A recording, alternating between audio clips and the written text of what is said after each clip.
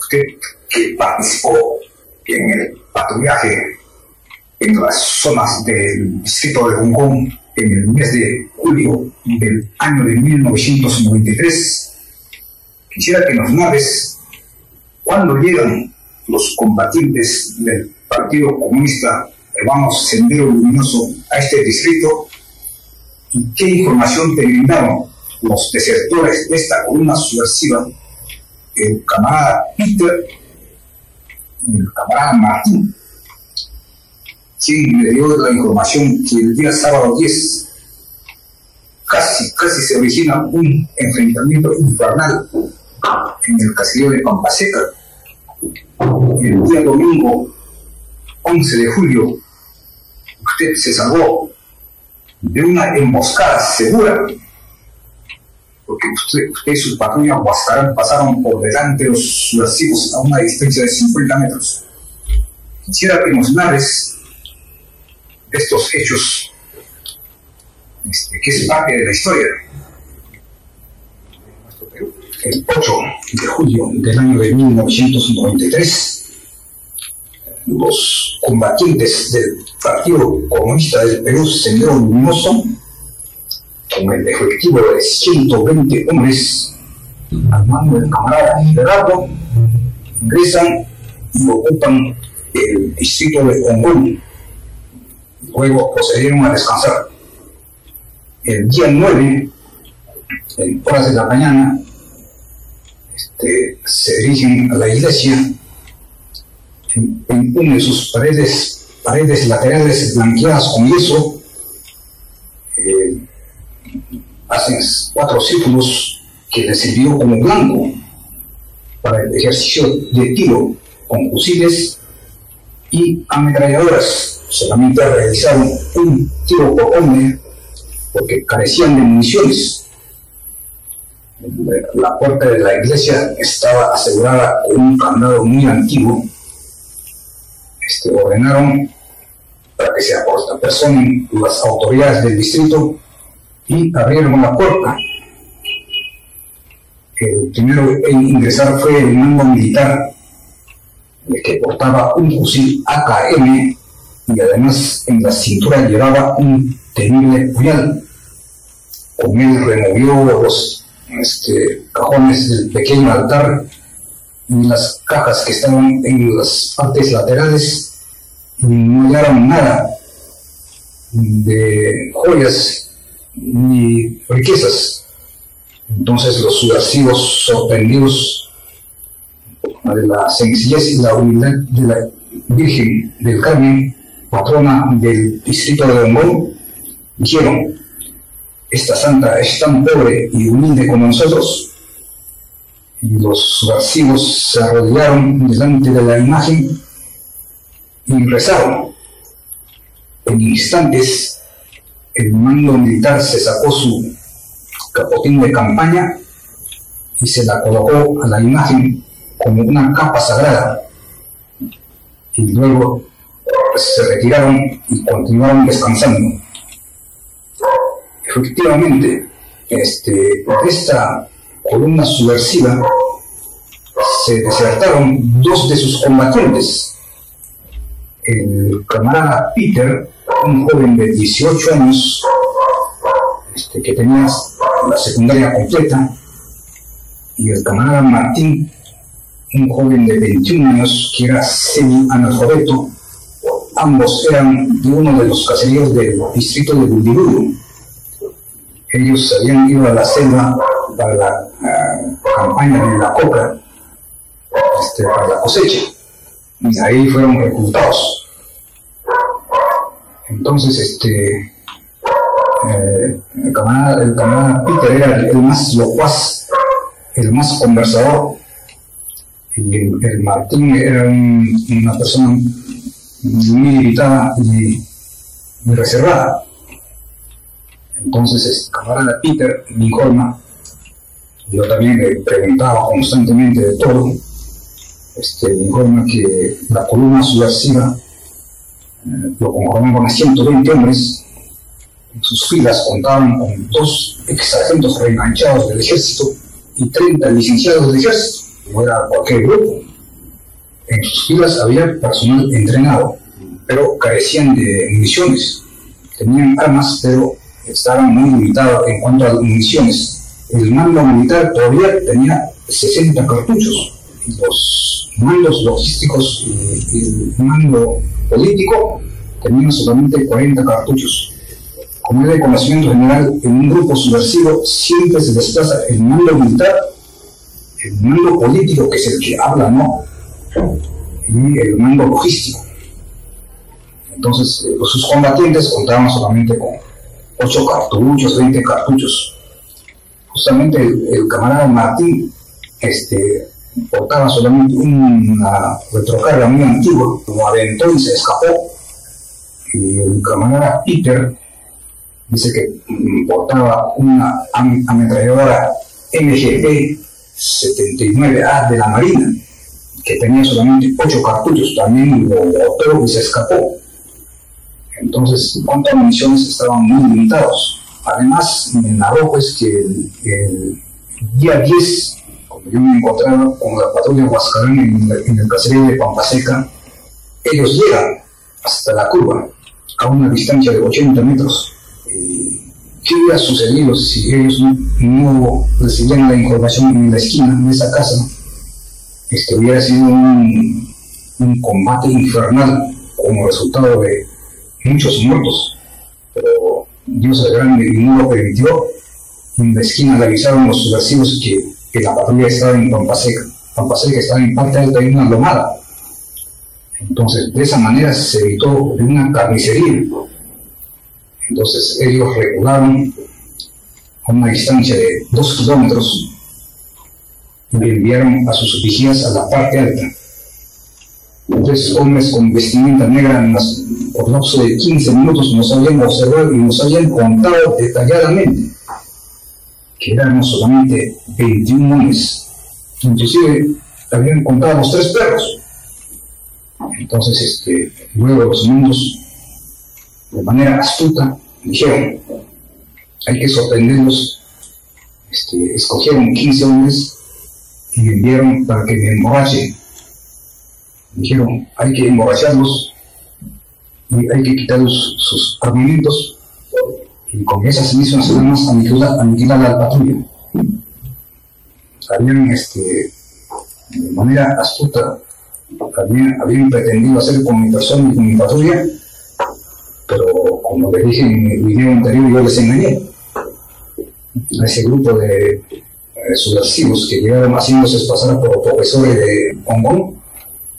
Yo les dije pues que atrás venía un capitán con 50 hombres y era falso. Y además les dije que el día de mañana realizaremos un operativo de gran escala con la participación de las fuerzas especiales de Lima, Hong Kong, y también era falso. Entonces, con esa información regresaron los 15, y los mandos estaban totalmente desconcertados. Inclusive habían pretendido regresar a Tocachi. Habían dicho, vamos a perder.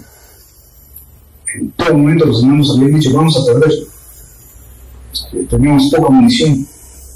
Viene 70 hombres por la ruta de Pampaseca. Y además las fuerzas especiales con helicópteros nos van a bombardear. Entonces, esa noche debatieron hasta altas horas de la noche sus estrategias, ¿no? Pero de todas maneras, ellos habían previsto una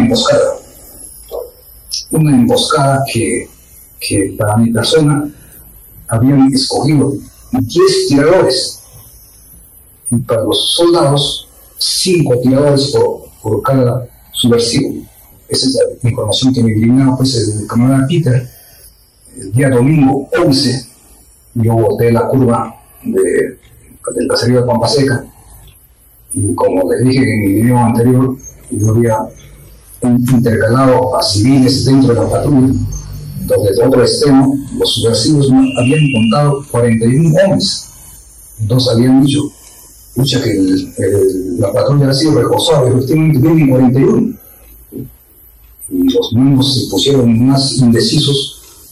Entonces habían dicho, si ellos disparan, nosotros emboscamos. Si ellos se pasan de frente, parece que no saben que estamos aquí, de repente se van a Hongkong.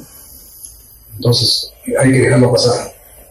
Según la versión de este desertor del Sendero Luminoso, nos habían contado detalladamente, cuando nos estábamos aproximando se dieron cuenta que dentro de la patrulla había civiles. Entonces el camarada Peter me decía, usted se salvó de una muerte segura. Si no es por los engaños que le hizo a los mandos senderistas, usted hubiera muerto. Los subversivos se admiraron cómo usted les engañó en todo momento, de diferentes formas. Efectivamente yo les engañé en todo, incrementando patrullas, con la columna de patrulla con los civiles. Les engañé diciendo pues, que venía un capitán atrás, les engañé diciendo que venían las fuerzas especiales en helicópteros para hacer un gran operativo en Hongkong. Entonces, con esa información ellos estaban totalmente desconcertados. Luego, yo pues que ya había llegado a Hongkong, la patrulla de Huascarán, pues procedimos a regresar hacia Pampa Seca. Y no habían viajeros. Por esa ruta siempre viajan los que salen de la selva llevando droga, los mochileros y los que entran de la sierra. En esos días no habían viajeros. Nosotros él le comentaba a la tropa que raro, no hay viajeros, te decían, ¿no? Entonces avanzábamos, estoy hablando del día lunes 12 de julio del año de 1993, regresé del distrito de Hongkong hacia el caserío de Pampa Seca. 11:30 más o menos llegué a este distrito, ocupé nuevamente, y el presidente del caserío se me presenta, era un hombre joven, y me dice: jefe, recién han volteado, me dice. Yo digo: ¿quién es? Lo descendieron, me dice. Ayer usted se fue y ellos entraron. En el cuarto que usted ha estado hospedado, habían dormido el mando militar y sus tropas pues, han dormido en el local comunal. Bueno, nosotros también hemos cumplido con ellos, hemos sancochado sus plátanos, hemos preparado comida. Así me informó el presidente. Y también era un licenciado del ejército. Él sabía todo. Entonces me dice: jefe, tienen 68 AKMs, me dijo, 18 fusiles FAL, tienen un equipo de radio, tienen un RPG con una sola granada, y los demás tienen retrocarga, me dijo, sí, pero son 120. Entonces, en ese momento, justamente las pintas alusivas a PCP, Sendero Luminoso, y al camarada Gonzalo estaban recién pintadas en las paredes, en las piedras, y a la camarada Norash. La camarada Norash era la esposa pues, de Abimael Reynoso, Augusta de la Torre, que ya había muerto la camarada Norash y había fallecido. Entonces siempre en todas las pintas colocaban honor y gloria a camarada Norash. Entonces nosotros en ese momento también estábamos preocupados y muy tensos, y la tropa me dijo: hay que perseguirlos. Pero perseguirlos no era pues una cosa de locos. Primero tenía que dar cuenta directamente a Trujillo, la 30ª Brigada División de Infantería con sede en la ciudad de Trujillo. Nuevamente instalé el equipo de radio Thompson TRC 372, orientado la pena con destino a la ciudad de Trujillo, y me contacté con el G3 Operaciones. Le conté, le narré todo. El G3 Operaciones me dice: en estos momentos sale un helicóptero con una patrulla de refuerzo con un subteniente. Pero aquella tarde, para la suerte nuestra o la suerte de los subversivos, la lluvia comenzó de manera infernal y todo el valle se tapó de neblina. El helicóptero pasó entre las neblinas, se había ido hasta Utay. Entonces, eso, cuando apareció el helicóptero, los subversivos habían alargado los pasos hasta cerca del caserío de Utucoma porque pensaban que realmente estaban llegando las fuerzas especiales. Entonces, era a favor nuestro la presencia del helicóptero por aire. Entonces, el día martes, la quebrada se había tapado de neblina, el helicóptero pasa, regresa, nada, no aterriza. El día miércoles, igual, no entra el helicóptero. El día 15, recién el tiempo amaneció bien despejado y el helicóptero entra como a las 10 de la mañana, se clava así, de nariz hasta el fondo. Qué admiración para ese piloto. Yo llegué a conocer a ese piloto, era un oficial de gran estatura, ahora ya está muy anciano, y se posó el helicóptero abajo, al lado del río, sobre los platanales a cierta altura. Esa característica tienen los helicópteros rusos Mi-8. Permaneció a cierta altura con el motor encendido y los soldados saltaron de ahí, ¿no? Luego subió el subteniente judío, que había venido con una tropa inexperta.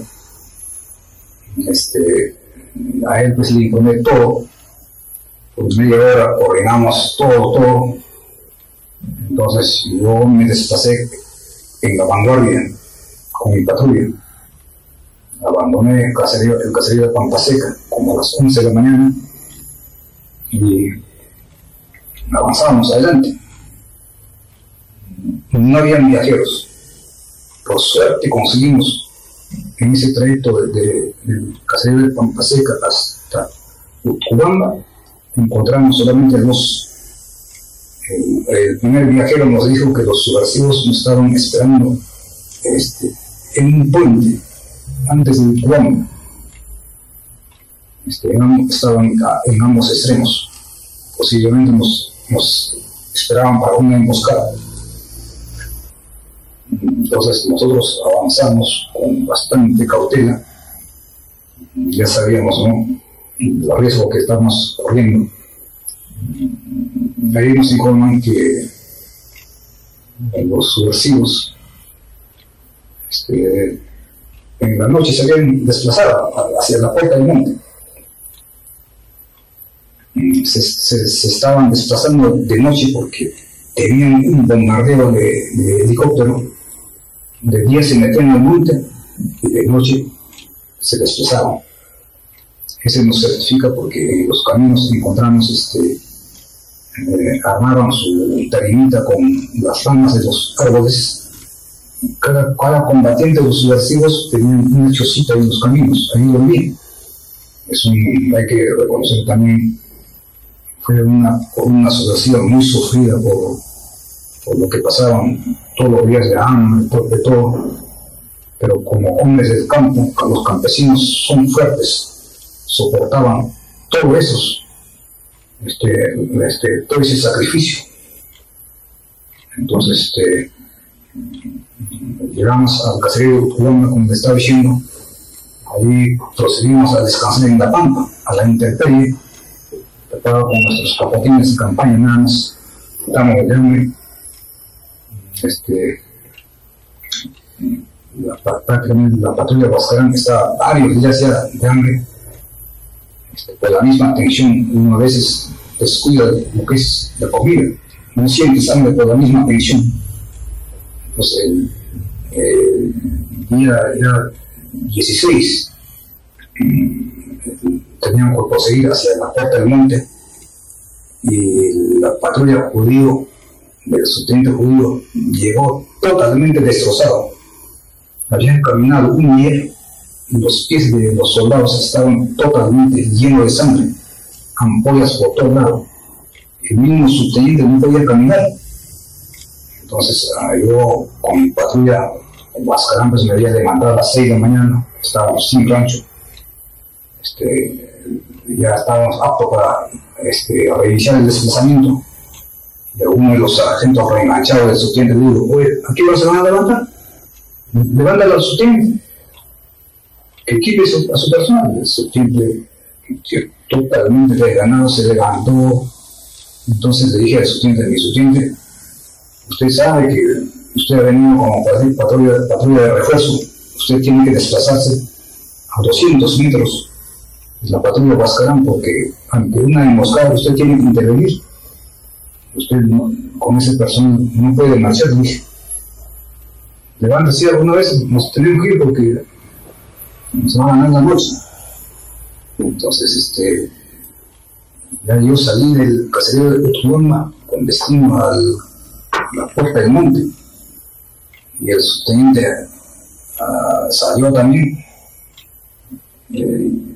Esa marcha, ese tramo de Utuloma hasta Pampa Seca era pues la marcha más difícil, porque nosotros teníamos una emboscada en la Puerta del Monte. Entonces esos caminos que entran, salen, suben dentro del monte, dentro de la densa vegetación. Entonces seguíamos avanzando.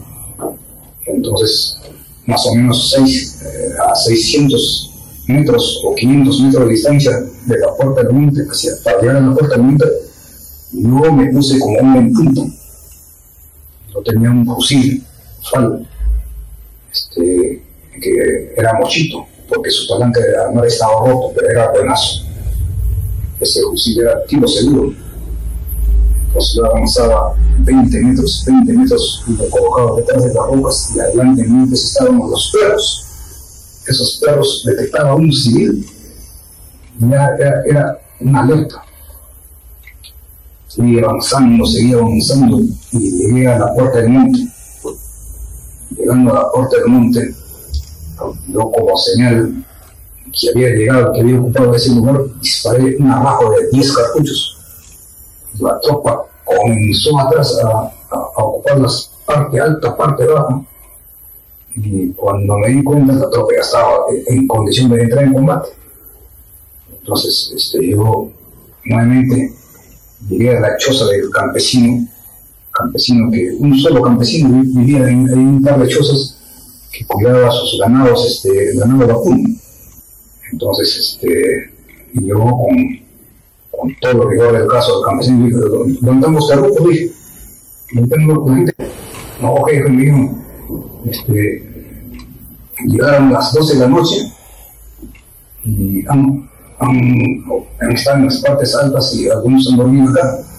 Temprano han matado 2 toros en la pampa, han fusilado 2 toros y han traído carne acá, y la carne se lo han llevado, de un toro completo se lo han llevado, y acá han dejado una pierna y un brazo y una parte de la columna, la costilla.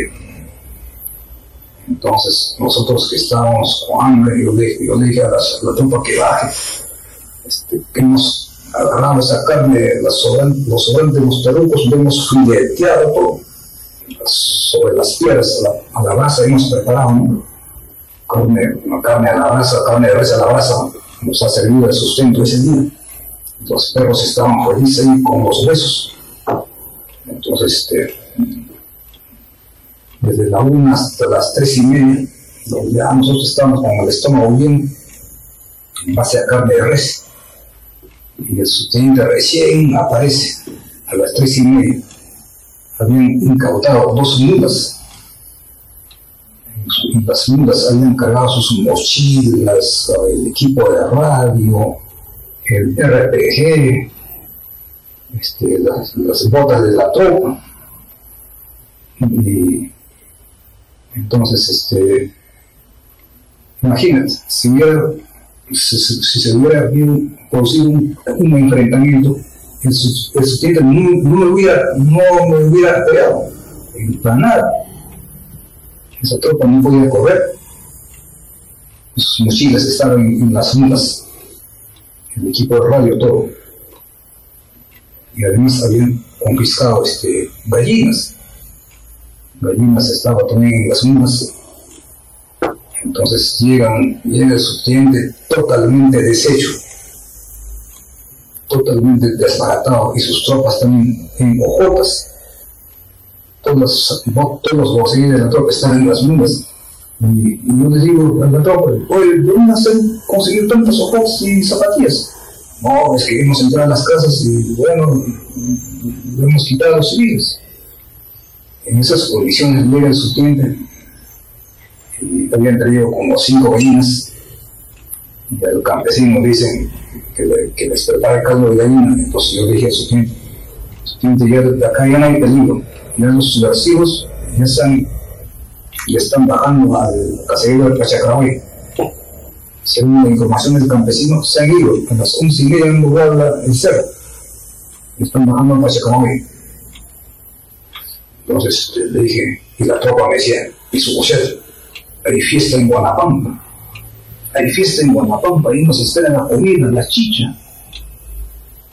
Entonces, 3:30, yo abandoné la puerta del monte, y la patrulla Huascarán se desplazó hacia el caserío de Guanapampa. Es una inmensa subida en la puna, ese es solamente para los hombres fuertes, para hombres entrenados. Cualquiera no transita en esos cerros en la puna.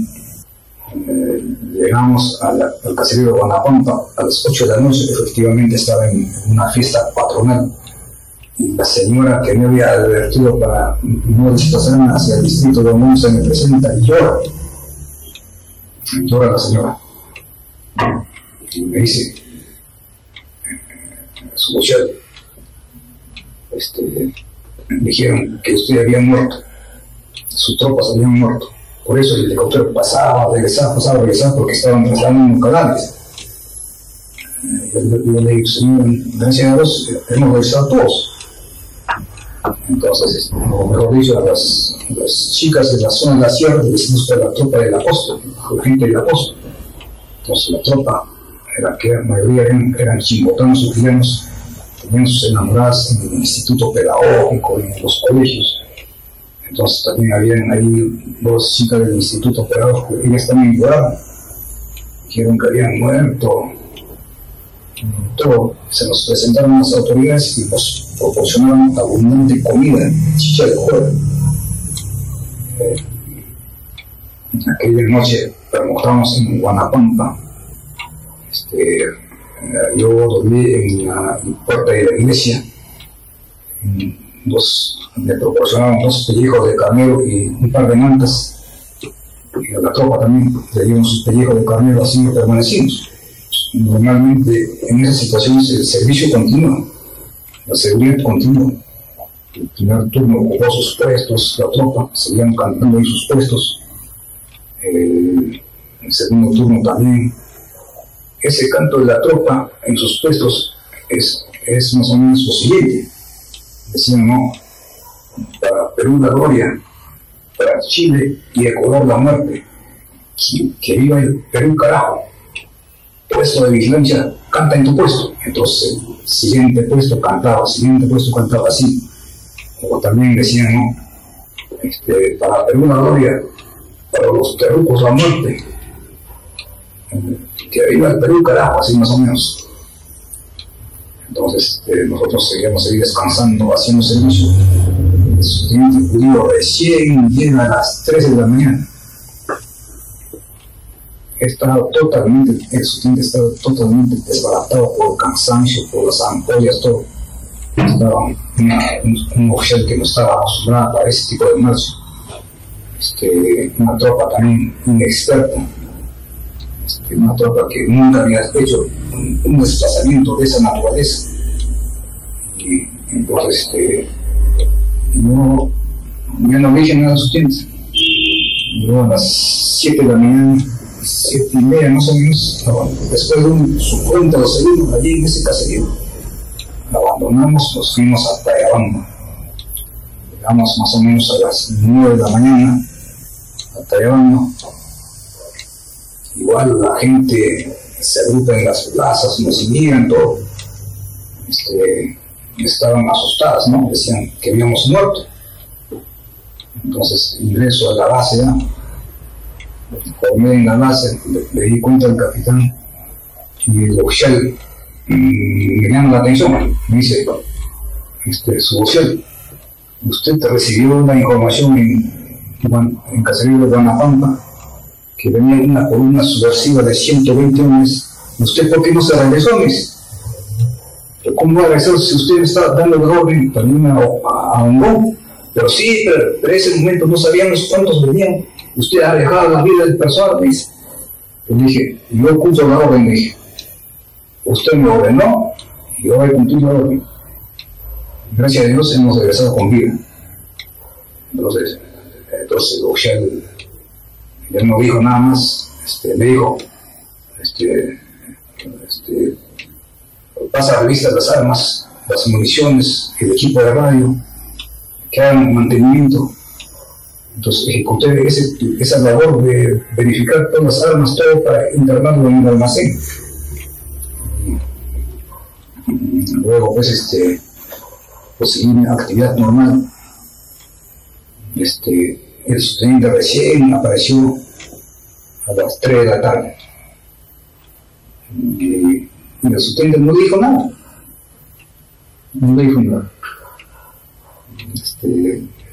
conversaron entre oficiales, se dan la mano, ¿no?